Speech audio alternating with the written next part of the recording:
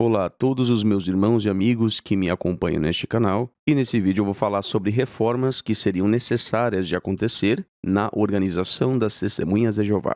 Aquelas pessoas que me acompanham sabem que eu faço essas críticas à liderança das Testemunhas de Jeová com o intuito de que os erros sejam consertados, os responsáveis pelos erros sejam punidos e que as Testemunhas de Jeová como grupo consigam voltar a ter a aprovação de Jeová.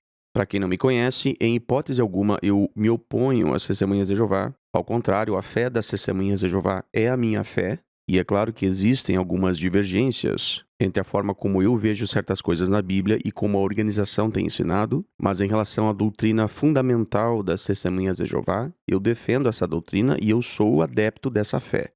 Então eu não sou um inimigo ou opositor das Testemunhas de Jeová. Ao contrário, eu estou tentando mostrar para os irmãos que os verdadeiros inimigos do povo de Jeová estão disfarçados de ministros da justiça e anjos de luz, e se assentam na liderança da organização. E é um pouco difícil para que a geração moderna compreenda o que eu estou falando. Embora eu não fosse nem nascido na década de 1950, ou 1940, 1930, eu conheço a literatura das Testemunhas de Jeová. Então eu consigo compreender o que era a organização nos seus primórdios, apesar de seus erros, né? Sempre houve erros, tudo bem, isso faz parte. Mas existe uma grande diferença entre a organização lá dos tempos antigos, né? Conforme era a sociedade Torre de Vigia na época, para o que ela se tornou principalmente a partir do ano 2013. Então, só para que você entenda, antes de 1971, não existia corpo governante na organização das Testemunhas de Jeová. Até existia a expressão corpo governante, mas ela não se referia ao que ela se refere hoje. Na década de 40, essa expressão corpo governante até aparecia nas publicações das Testemunhas de Jeová, mas ela se referia a um grupo de diretores administrativos, pessoas que cuidavam da burocracia apenas. Era como se fosse um corpo de pessoas ali, de diretores, que lidavam com questões burocráticas. Só que com o passar dos anos, esse corpo começou a desejar poder e a conquistar gradativamente poder. Até que no ano de 1971 surgiu o corpo governante como magistério, ou como colegial. E desde 1971 até o ano de 2013, esse corpo foi adquirindo mais e mais poder e influência entre os irmãos. Até que no ano de 2013, eles passaram de todos os limites e eles se identificaram como os únicos escravos fiéis de Cristo no planeta Terra. E então eles deram a si mesmos o título, em 2013, de Canal de Comunicação de Jeová. Ou seja, o Deus soberano fala conosco por meio da Bíblia e por meio deles. E eles adquiriram todo o poder sobre o dinheiro, sobre as doutrinas. E o mais chocante nisso é que eles adquiriram também todo o poder sobre as consciências dos irmãos. Ou seja, você não pode hoje mais ser uma testemunha de Jeová se você não reconhece a eles como canal de comunicação de Deus. Isso significa que eles adquiriram o status de profetas. Então, o corpo governante para as testemunhas de Jeová é a mesma coisa que os profetas dos Mórmons são para os Mórmons. A mesma coisa. E a única diferença entre esses dois casos é que os profetas dos Mórmons se autodenominam profetas. Eles não escondem isso. Já o corpo governante esconde isso. Em outras palavras, os membros do corpo governante se comportam como profetas, mas negam ser profetas. E aí as pessoas me criticam porque eu estou indo contra aquelas pessoas que foram designadas por Jeová. O que é uma mentira, porque o corpo governante não foi designado por ninguém. Pois bem, então nesse vídeo eu vou tratar aqui exclusivamente de reformas que precisam ocorrer na organização das Testemunhas de Jeová. Eu não vou aqui fazer uma análise profunda de assuntos teológicos. E esse vídeo também não é dogmático, não quer dizer que tudo que eu vou falar tem que ser exatamente do modo como eu vou falar. Mas eu quero que você entenda a ideia da proposta organizacional que eu tenho e que talvez você pegue essa ideia e você consiga melhorá-la. Então entenda esse conteúdo como uma proposta que pode ser melhorada. Então vamos entender agora como funciona a hierarquia na organização para que a gente consiga entender o que há de errado, por que é que isso está errado e como a gente pode consertar isso, tá bom? Então me acompanhe até o fim desse vídeo. Desde as últimas décadas, a organização se estrutura da seguinte forma. Tem o grupo do corpo governante, que era um grupo de 8 homens, agora são 9. Esse grupo decide tudo, manda em tudo e em todos e controla cada detalhe do que acontece nas congregações ao redor do mundo. E em cada país existe uma sede, que a gente chama de Betel. Este é um escritório que serve como extensão do corpo governante num país determinado ou em cada país. Por exemplo, o Betel do Brasil é uma extensão do corpo governante no Brasil. E as congregações são extensões de Betel. Então você tem o corpo governante que controla tudo e todos, eles controlam a doutrina, eles decidem o que fazer com o dinheiro, eles decidem tudo. Nada é decidido sem passar pela opinião do corpo governante. E então você tem o escritório, que a gente chama de Betel, que é a representação do corpo governante ou a extensão do corpo governante em cada país. E nesse terceiro patamar existem as congregações, que são a extensão de Betel. Então, em resumo, as congregações são basicamente uma representação do corpo governante. E em cada congregação existe um grupo de anciãos, um corpo de anciãos. E esse corpo de anciãos, infelizmente, não é um corpo de pastores espirituais como deveria ser. Mas este grupo é uma extensão do corpo governante. Eles estão ali não para decidir, não para entender, não para pensar, não para ensinar. Os anciãos estão ali para repetir e aplicar as regras do corpo governante e os ensinos e os entendimentos do corpo governante. Então, em resumo, cada congregação é uma extensão do corpo governante. Pois bem, isso é o oposto do sistema congregacional do primeiro século, baseado na Bíblia. No Novo Testamento não existia um corpo governante que governava as congregações. Aquilo que aconteceu, conforme nos relata o capítulo 15 ali de Atos, não é um corpo governante, conforme o corpo governante atual. Longe disso. Em realidade, aquilo que aconteceu em Atos 15 não tem absolutamente nenhuma semelhança com o atual corpo governante das Testemunhas de Jeová. E a gente precisa entender isso para que a gente consiga também entender por que é que as coisas estão erradas. Então havia uma grande disputa nas congregações do primeiro século por causa da circuncisão. Os judeus eram circuncidados, mas as pessoas das nações, ou os gentios, não eram circuncidados. E aí existia essa disputa. Será que as pessoas das nações que se tornam cristãs deveriam também ser circuncidadas, assim como os judeus eram circuncidados? E muitos cristãos e muitas congregações no primeiro século se desentendiam por causa disso. Só que Jesus tinha prometido que o Espírito Santo viria e ensinaria os cristãos. Jesus não prometeu que o corpo governante resolveria os problemas. Ele prometeu que o Espírito Santo faria isso. Então o apóstolo Pedro teve uma visão, que todos nós sabemos desse relato, onde ele viu uma mesa que tinha animais impuros. E na visão sobrenatural, ele foi ordenado a comer desses animais impuros. E depois disso ele foi conduzido até a casa de Cornélio. E lá ele viu que os gentios incircuncisos tinham recebido o Espírito Santo de forma visível. E outros, como o apóstolo Paulo, também viram que os gentios incircuncisos tinham recebido o Espírito Santo. Então, esses apóstolos, esses servos de Jeová, esses seguidores de Cristo, relataram isso para os anciãos em Jerusalém.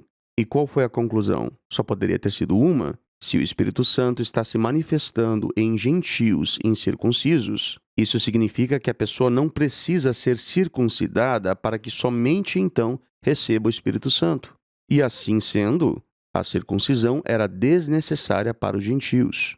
E então foi decidido ali em concílio para todas as congregações que a circuncisão era desnecessária. E então cartas foram enviadas a todas as congregações, e o assunto foi decidido de forma normativa. Fim de papo. E depois disso, esse corpo ali de anciãos em Jerusalém e dos apóstolos simplesmente some. Eles não decidem mais nada no Novo Testamento inteiro. Então a gente nota alguns padrões aqui. Primeiro de tudo, essa questão foi resolvida pelo Espírito Santo e não por um corpo governante, porque foi a congregação que manifestou o Espírito Santo. Portanto, toda a congregação, todos os irmãos, por assim dizer, estavam envolvidos nessa decisão. Em outras palavras, toda a congregação participou da decisão. A decisão não foi monocrática. Não foram lá dois anciãos em Jerusalém que escreveram uma carta e disseram assim: olha, a gente vai decidir o seguinte, vocês têm que obedecer, porque é isso. Pronto. Que é o que o corpo governante atualmente faz. Mas não foi isso que aconteceu em Atos 15. Toda a congregação esteve envolvida pela manifestação do Espírito Santo que decidiu. Foi o Espírito Santo que decidiu. E eu vou deixar bem claro isso. Não foi o apóstolo Pedro que decidiu. Foi o Espírito Santo que decidiu. O apóstolo Pedro serviu apenas como testemunha daquilo que ele viu acontecer. O mesmo aconteceu com o apóstolo Paulo. Então note que não foi o apóstolo Pedro decidindo para as congregações. Foi o apóstolo Pedro dando testemunho daquilo que ele viu como manifestação do Espírito Santo. E a conclusão a qual os apóstolos chegaram era a única possível. Então note que isso não era um corpo governante. Longe disso, mas muito longe disso. Não tinha nada a ver com o corpo governante atual. Imagina o seguinte, um irmão lá numa congregação, em Corinto, por exemplo, começa a raspar a barba.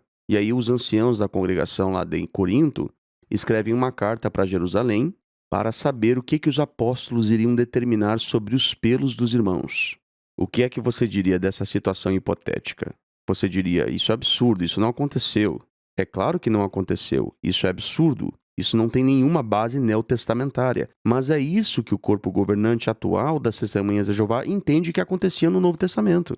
Então, em resumo, é o seguinte, o corpo governante, conforme os seus moldes atuais, não tem base neotestamentária. E também é muito perigoso que uma organização religiosa seja dependente da opinião de um grupo específico de homens que tem poder absoluto. O poder corrompe. O poder absoluto corrompe absolutamente. Assim sendo, uma reforma deveria ocorrer e essa reforma deveria ter por foco tirar o poder absoluto de um grupo específico e criar situações para que o Espírito Santo possa usar cada servo de Jeová. E com isso a gente elimina essa ideia de canal oficial, porque o único canal oficial é o Espírito Santo. Pois bem, então agora a gente vai ao que interessa. Um bom modelo organizacional, por assim dizer, e esse é o modelo que eu gostaria de propor aqui, consiste do seguinte: a nossa fraternidade, e eu digo fraternidade porque eu não gosto do termo organização, a nossa fraternidade deveria ter 4 setores, por assim dizer. Setor número 1, a comissão de erudição. Setor número 2, o concílio dos anciãos. Setor número 3, os betéis ou as filiais. E o setor número 4, a comissão de redação. O ponto mais relevante nesses 4 setores, nesses 4, por assim dizer, poderes, não são poderes, mas só para você entender a ideia, é que cada um deve ser independente do outro. Nenhum setor é submisso ao outro e nenhum setor manda em outro. Esses 4 setores devem possuir total independência.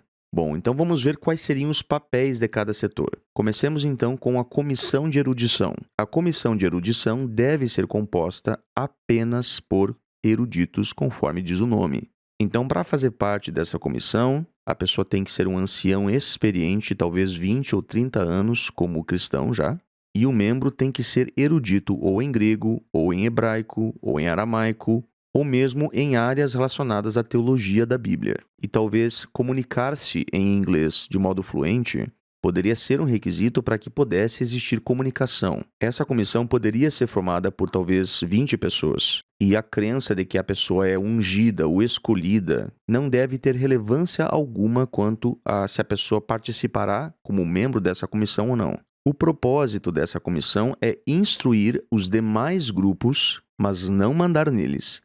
Instruí-los quanto a assuntos específicos em relação às línguas originais da Bíblia. Outra função desse grupo seria articular a comunicação entre os demais setores. Então, este grupo se chama a Comissão de Erudição. E aí tem outro grupo. E dos 4 grupos ou 4 setores, este é o grupo mais relevante.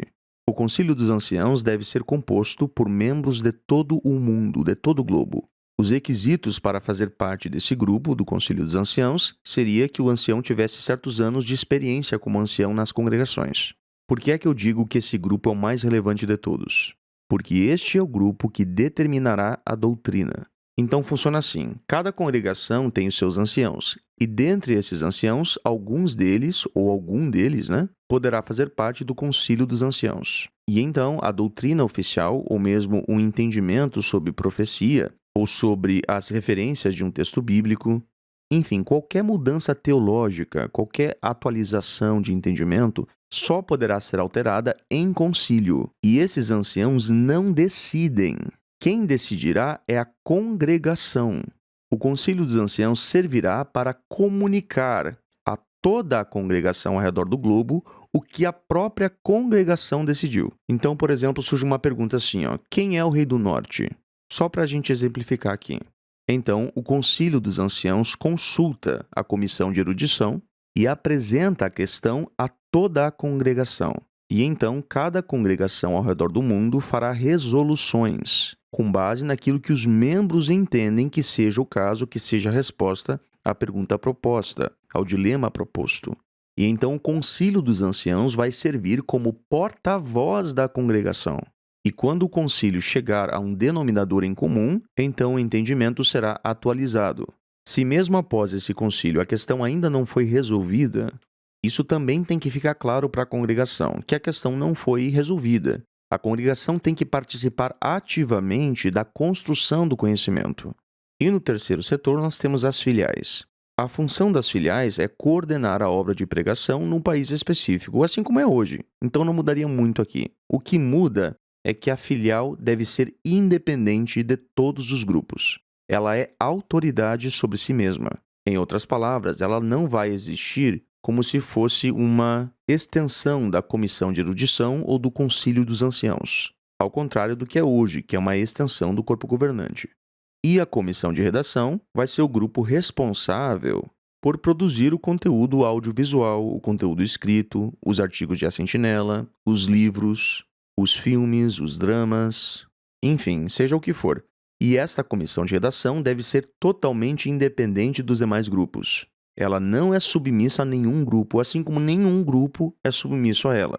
Todos os grupos são iguais. E aqui vem um ponto importantíssimo nisso tudo. Nenhum membro da fraternidade pode participar em dois grupos. Se você é membro do Concílio dos Anciãos, você não pode participar na comissão de erudição, e vice-versa. Se você é membro das filiais, você não poderá fazer parte da comissão de redação, nem da comissão de erudição, nem do Concílio dos Anciãos, enfim, você não poderá fazer parte em dois grupos. Você tem que escolher um só. Por quê? Porque isso impedirá a autocracia de novo. Isso impedirá o aparelhamento na forma de pensar. Pois bem, mas talvez você diga, mas se isso acontecer, vai ter muita divisão nas congregações. Bem, eu reconheço que pode até ser o caso de que isso cause algumas divisões nas congregações. Por outro lado, pense no seguinte, meu irmão.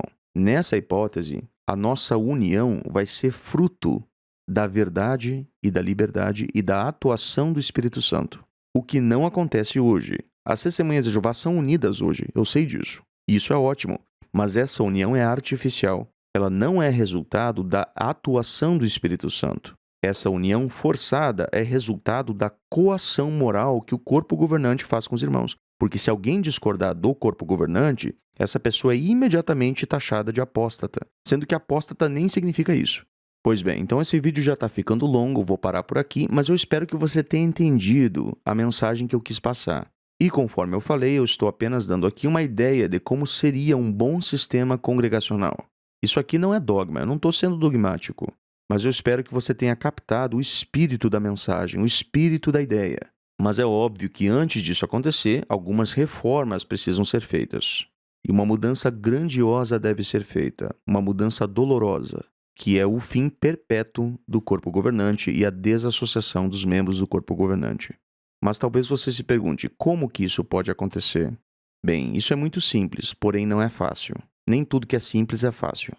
Para que o corpo governante seja extinto e os membros do corpo governante sejam responsabilizados, é necessário que anciãos em autoridade e pessoas com prestígio na congregação se posicionem contra o corpo governante e sejam realmente firmes em suas posições e decisões. Por exemplo, o corpo de anciãos de uma congregação, ou mesmo lá de Betel, pode fazer o seguinte: nós não vamos mais enviar dinheiro para a obra mundial, enquanto o corpo governante não for desassociado. Pronto. Cada irmão escreva uma carta, envie essa carta para Betel, e se a gente tiver um volume alto de cartas, como por exemplo 5.000 ou 10.000 cartas no Brasil apenas, eu não tenho dúvida de que isso abalará as estruturas da organização. E irmãos, vocês têm que ser firmes.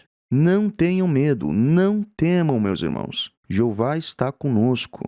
Nós estamos do lado da verdade, a gente não precisa ter medo disso. Tenha em mente a seguinte frase: não há nada que a organização possa lhe fazer que já não tenha sido feito de forma muito pior aos grandes seguidores do Mestre. Entenda isso. Não tema, meu irmão. Jesus Cristo está com você e Ele apoia a sua atitude.